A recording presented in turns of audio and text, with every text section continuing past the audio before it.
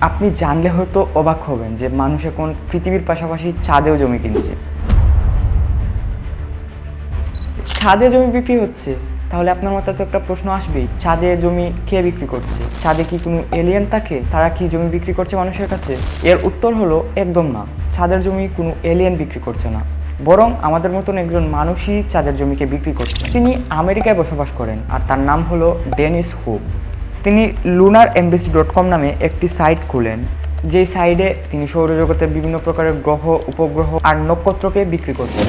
তিনি একমাত্র সূর্যকেই নিলামে তুলতে পারেননি। বাদ বাকি মঙ্গল, শনি, প্লুটো, বৃহস্পতি, বুধ, শুক্র থেকে শুরু করে আমাদের সবার চিরচেনা পৃথিবীর একমাত্র উপগ্রহ চাঁদকেও তিনি বিক্রি করে দিচ্ছেন। আবার পৃথিবীর অনেক মানুষই চাঁদে জায়গা কিনছেন।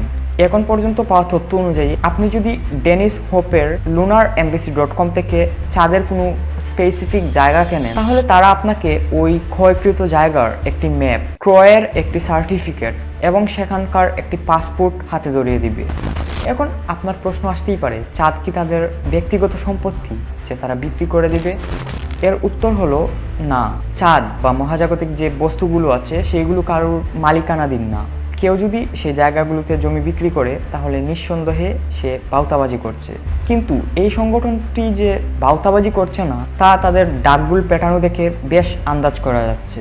এখন তাদের এই অধিকারটা কে দিয়েছে কে জানে। যাক, ওইগুলো সব বড় লোকদের বিষয়, আমরা ওইগুলোতে না যাই। আপনার মনেও যদি কখনো এমন কিছুর ইচ্ছা জাগে, তাহলে আমি আপনাকে এমন একটি জায়গার সন্ধান দিতে পারি যেখানে জমি কিনতে আপনার কোনো টাকা পয়সাই লাগবে না, বরং লাগবে আপনার আমল।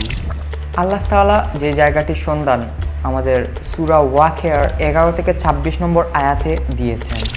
সূরা সিজদার 17 নং আয়াতে আল্লাহ তাআলা বলেন, অতএব কেউই জানে না তাদের জন্য চোখ জোড়ানো কি লুকিয়ে রাখা হয়েছে তাদের কৃতকর্মের পুরস্কার স্বরূপ। এই আয়াতের বর্ণনা থেকে আমরা একটা বিষয় বুঝতে পারি যে আল্লাহ তাআলা আমাদের জন্য জান্নাতে এমন কিছু জিনিস রেখেছেন যেগুলো আমাদের চিন্তার বাহিরে, আমাদের সাধারণ কল্পনা যেগুলোকে আন্দাজও করতে পারবে না।